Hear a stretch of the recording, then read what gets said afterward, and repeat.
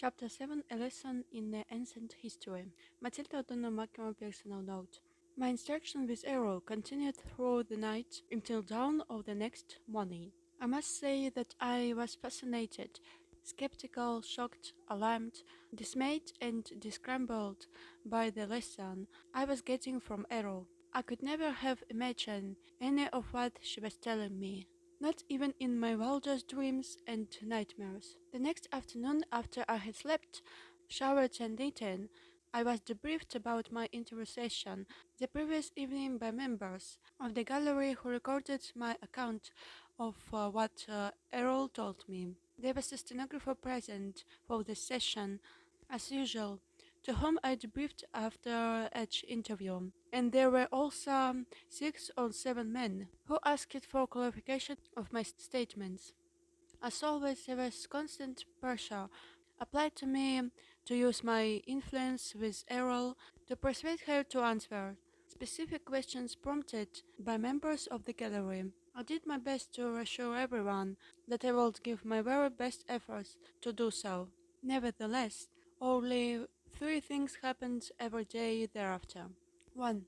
Errol resolutely refused to answer any questions that she sensed had been posed by or suggested to me by the gallery. 2. Errol continued to instruct me in subject matter of her own choice. 3. Every evening after my interview with or instruction from Errol, she would give me a new list of subject matter about which she wanted more information. Each evening I presented this list to the gallery. The next day Errol received a large stack of books, magazines, articles, and so forth. She will study all of this during the night while I slept. This pattern repeating every day during the remainder of the time I spent with her. The subject matter of my next interview or lesson from Errol continued with a brief history of Earth, our solar system and neighbor space, from the perspective of the domain. Official transcript of interview, top secret. Official transcript of the US Army Air Force Roswell Army Airfield, 15th Bob Group, subject Ellen interview, 25/7/1947, first session. Before you can understand the subject of history, you must first understand the subject of time. Time is simply an arbitrary measurement of the motion of object through space. Space is not linear. Space is determined by the point of view of an is b when viewing an object. The distance between an is b and the object between viewed is called space. Object or energy masses in space do not necessarily move in a linear fashion. In this universe, objects tend to move randomly on in a growing or cyclical pattern, or as determined by agreed upon rules. History is not only a linear record of events, as many authors of Earth historic books imply, because it is not a string that can be stretched out and marked like a measurer tool. History is a subjective observation of the movement of objects through space, recorded from the point of view of a survivor, rather than of those who succumbed. Events occur interactively and concurrently, just as the biological body has a heart that pumps blood, while the lungs provide oxygen to the cells, which reproduce using energy from the sun and chemicals from plants, at the same time as the liver strains toxic waste from the blood and eliminates them through the bladder and the bowels. All of these interactions are concurrent and simultaneous. A right time runs consecutively. Events do not happen in an independent, linear stream. In order to view and understand the history or reality of the past, one must view all events as part of an interactive whole. Time can also be sensed as sound vibration, which is uniform throughout the entire physical universe. Errol explained that SB have been around since before the beginning of the universe. The reason they are called immortal is because a spirit is not born and cannot die, and exists in a personally postulated perception of is will be. She was careful to explain that every spirit is not the same. Each is completely unique in identity, power, awareness, and ability. The difference between an SB like Errol and most of the SBs inhabiting bodies on Earth is that Errol can enter and depart from her doll at will. She can perceive at selective depths through matter. Errol and other officers of the domain can communicate telepathically. Since an SB is not a physical universe entity, it has no location in space or time. An SB is literary and material, then can span great distances of space instantly. They can experience sensations more intensely than a biological body. Without the use of physical sensory mechanism, an SB can exclude pain from their perception. Errol can also remember her identity, so to speak, all the way back into the dim mist of time, from trillions of years. She said that the existing collection of suns in this immediate vicinity of the universe have been burning for the last 200 trillion years. The age of the physical universe is nearly infinitely old, but probably at least 4 quadrillion, 462 years since its earliest beginners. Time is a difficult factor to measure as it depends on the subjective memory of its beast, and there has been no uniform record of events throughout the physical universe since it began. Arthur knows there are many different time measurement systems, divided by various cultures, which use circles of motion and points of origin to establish age and duration. Footnote 63. The physical universe itself is formed from the conventions and amalgamation of many other individual universes. Footnote 64. Each one of which were created by an SB or group of SBs. The collection of these illusory universes commingled and coalesced and were solidified to form a mutually created universe. Because it is agreed that energy and forms can be created but not destroyed, footnote 65. This creative process has continued to form an ever-expanding universe of nearly infinite physical proportions. Before the formation of the physical universe, there was a vast period during which the universes were not solid, but wholly illusionary. You might say that the universe was a universe of magical illusions, which were made to appear and vanish at the will of the magician. In every case, the magician was one or more Isbis. Many Isbis on Earth can still recall their images from that period. Tales of magic, sorcery, and enchantment, fairy tales and mythology speaks of such things. Footnote 66. Right in very good terms. Each Isbi entered into the physical universe when they lost their own home universe.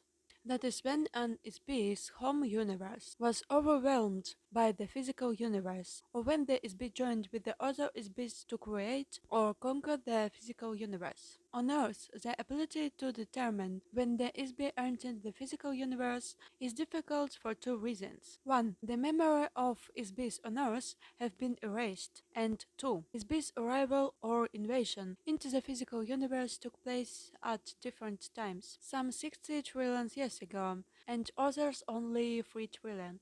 Every once in a short while, and few million years, an area or planet will be taken over by another group of SBs entering into the area. Sometimes they will capture other SBs as slaves.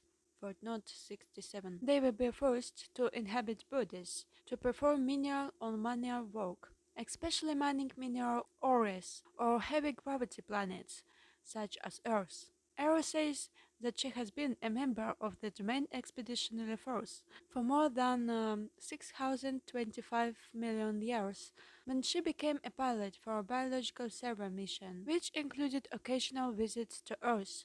She can remember her entire career there, and for a very long time before that. She told me that Earth scientists do not have an accurate measuring systems to gauge the age of matter. They assume that because certain types of materials seem to deteriorate rather quickly, such as organic or carbon-based matter, that there is a deterioration of matter. It is not accurate to measure the age of stone based on the measurement of the age of wood or bone. This is a fundamental error. Factually, matter does not deteriorate. It cannot be destroyed. Matter may be altered in form, but it is never truly destroyed. The domain has conducted a periodic survey of the galaxies in this sector of the universe since it developed space travel technologies about 18 trillion years ago.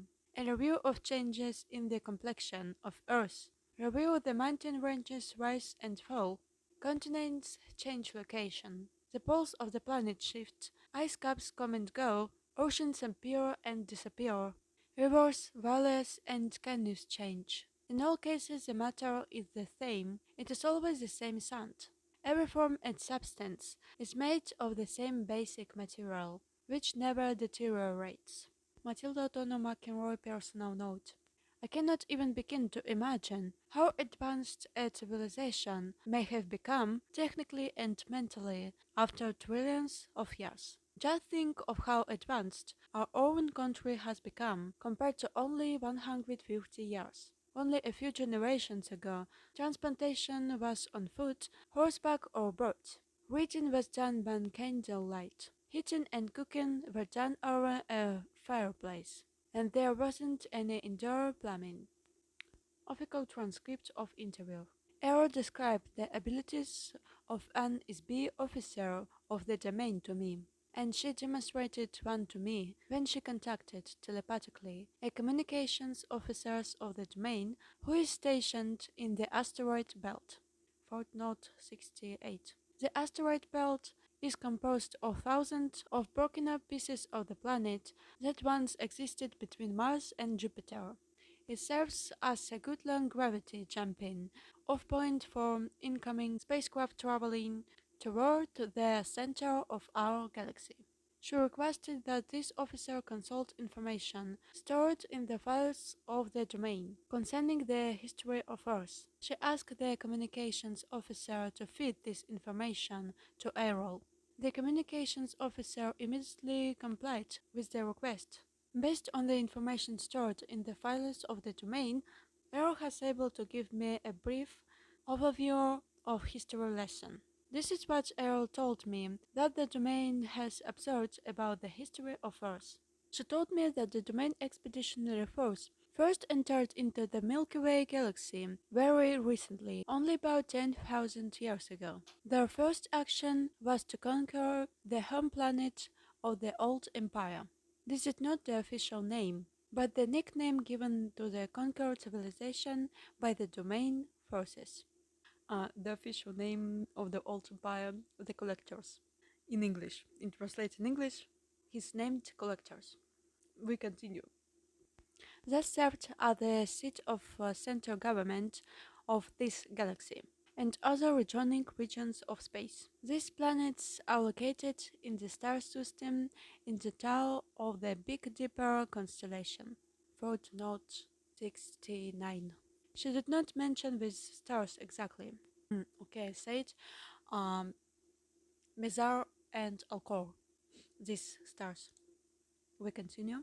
About 1,500 years later, the domain began the installation's basis for their own forces along the path of invasion which leads toward the center of this galaxy and beyond. About 8,200 years ago, the domain forces set up a base on Earth in the Himalaya Mountains, near the border of modern Pakistan and Afghanistan. This was a base for a battalion of the Domain Expeditionary Force, which included about 3,000 members. They set up a base under or inside the top of a mountain. The mountain top was drilled into and made hollow to create an area large enough to house the ships and personnel of that force. An electronic illusion of the mountain top was then created to hide the base by projecting a false image from inside the mountain against a force screen.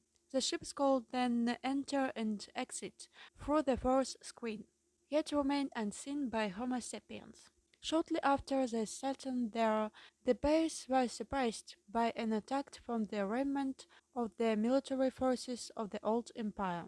Unbeknownst to the domain, a hidden underground base on Mars, operated by the Old Empire, had existed for a very long time. The domain base was wiped out by a military attack from the Mars base, and the beasts of the Domain Expeditionary Force were captured. You can imagine that the Domain was very upset about losing such a large force of officers and crew, so they sent other crews to Earth to look for them. Those crews were also attacked. The captured SBs from the Domain forces were handled in the same fashion as all other SB who have been sent to Earth. They were each given amnesia, had their memories replaced with false pictures and hypnotic commands, and sent to Earth to inhabit biological bodies. They are still a part of the human population today. After a very persistent and extensive investigation into the loss of their crews, the Domain discovered that Old Empire has been operating a very extensive and very carefully hidden base of operation in this part of galaxy for millions of years. No one knows exactly how long.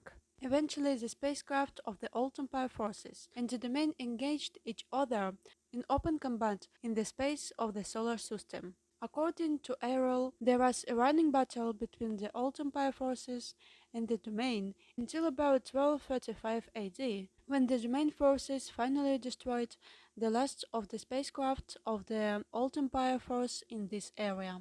The Domain Expeditionary Force lost many of its own ships in this area during that time also. About 1000 years later, the Old Empire base was discovered by accident in the spring of 1914 AD. The discovery was made when the body of the Archduke of Austria, footnote 70, was taken over by an officer of the Domain Expeditionary Force. This officer, who was stationed in the asteroid belt, was sent to Earth on a routine mission to gather reconnaissance. The purpose of this takeover was to use the body as a disguise through which to infiltrate human society in order to gather information about current events on Earth. The officer, as an SB, having greater power than the being inhabiting the body of the Archduke, simply pushed the being out and took over control of the body. However, this officer did not realize how much the Habsburgs were hated by feuding factions in the country, so he was caught off guard when the body of the Archduke was assassinated by a Bosnian student. The officer OSB was suddenly knocked out of the body, where it was shot by the assassin. Disoriented, the SB inadvertently penetrated one of the Amnesia Force screens and was captured.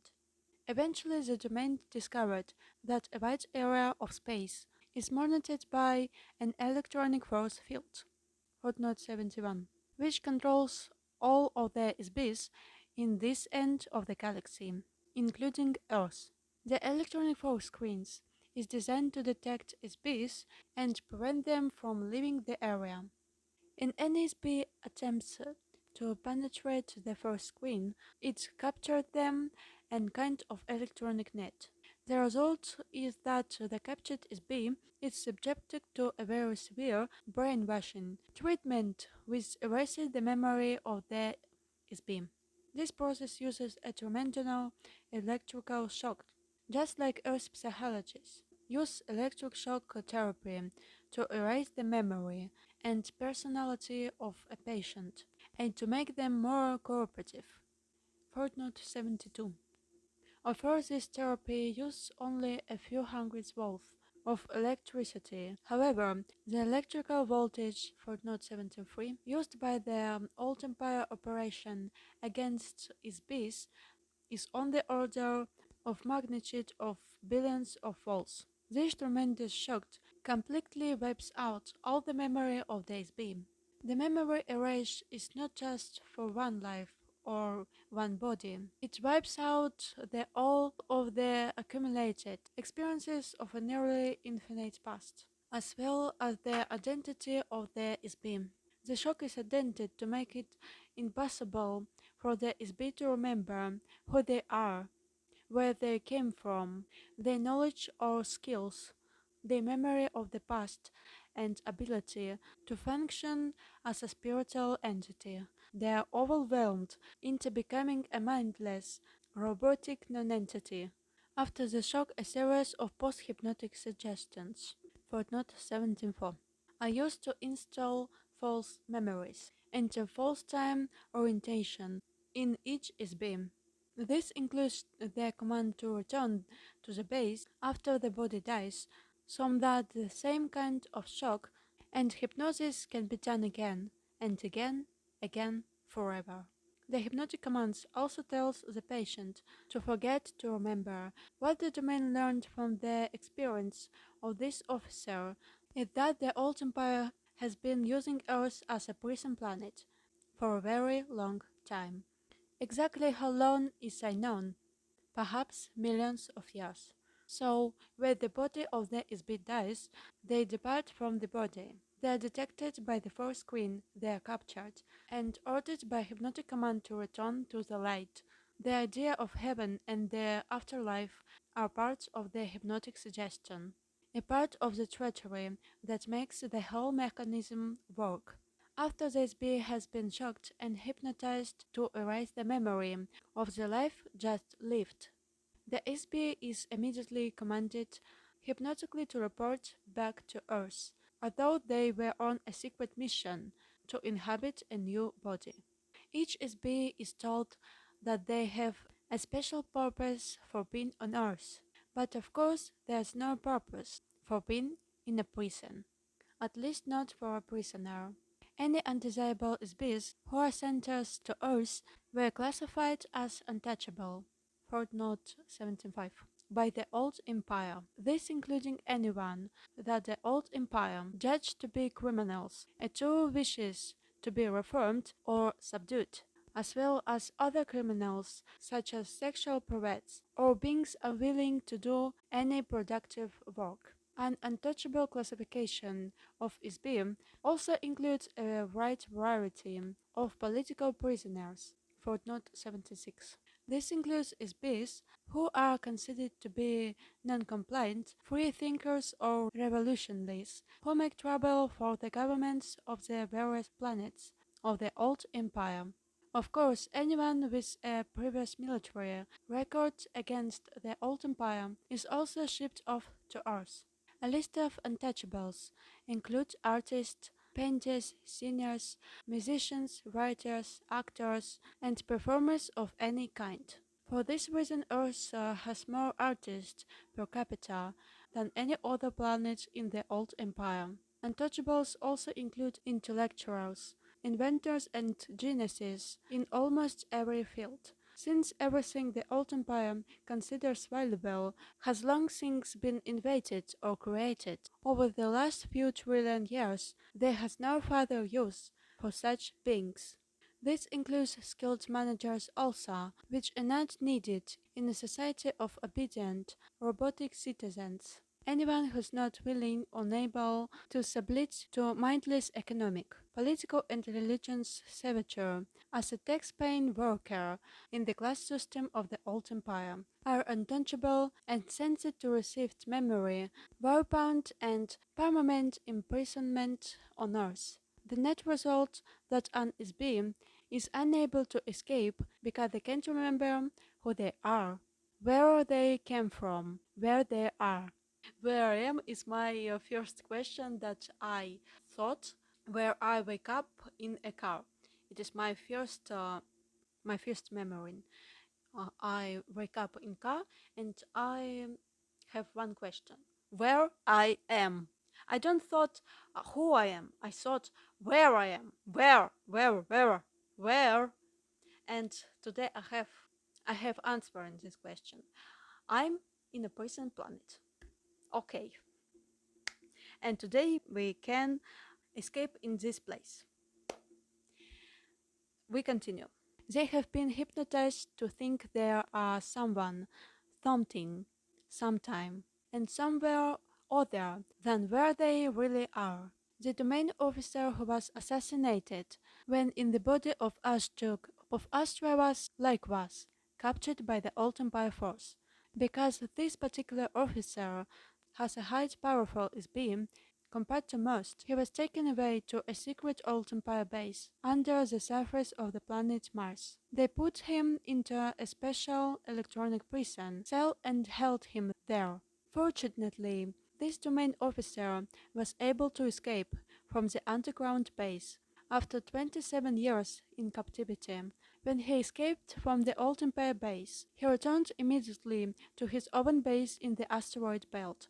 His commanding officer ordered that a battle cruiser be dispatched, footnote 77, to the coordinates of the base provided by this officer and to destroy that base completely. This Old Empire base was located a few hundred miles north of the equator of Mars in the Cydonia region. Footnote 17.8. A right to the military base of the Old Empire was destroyed. Unfortunately, much of the vast machinery of the SB-4 screens, the electroshock amnesia, hypnosis machinery, continues to function in other undiscovered location, right up in the present moment. The main base of control center for this mind control prison, footnote 79, operation has never been found. So the influences of this base or bases are still in effect. The domain has observed that since of the Old Empire space forces were destroyed, there was no one left to actively prevent other planetary systems from proving their own untouchable SBs to Earth from all over this galaxy and from other galaxies nearby. The fair Earth has become a universal dumping ground for this entire region of space. This, in part, explains a very unusual mix of races, cultures, languages, moral codes, religions, and political influences among the SB population on Earth. The number and variety of heterogeneous societies on Earth are extremely unusual on a normal planet. Most sometimes 12 class 7 planets are inhabited by only one humanoid body type or race, if any. In addition, most of the ancient civilization of Earth and many of the events of Earth have been heavily influenced by the hidden hypnotic operation of the Old Empire base. So far, no one has figured out exactly where and how this operation is run, or by whom, because it's so heavily protected by screens and traps. Furthermore, there has been no operation undertaken to seek out, discover and destroy the vast and ancient network of electronic machinery that create the SB-4 screens at this end of the galaxy. Until this has been done, we are not able to prevent or interrupt the electric shock operation, hypnosis and remote thought control, footnote 18, of the Old Empire prison planet. Of course, all of the crew members of the Domain Expeditionary Force now remain aware of this phenomena at all times while operating in this solar system space, so as to prevent detection and the capture by Old Empire traps.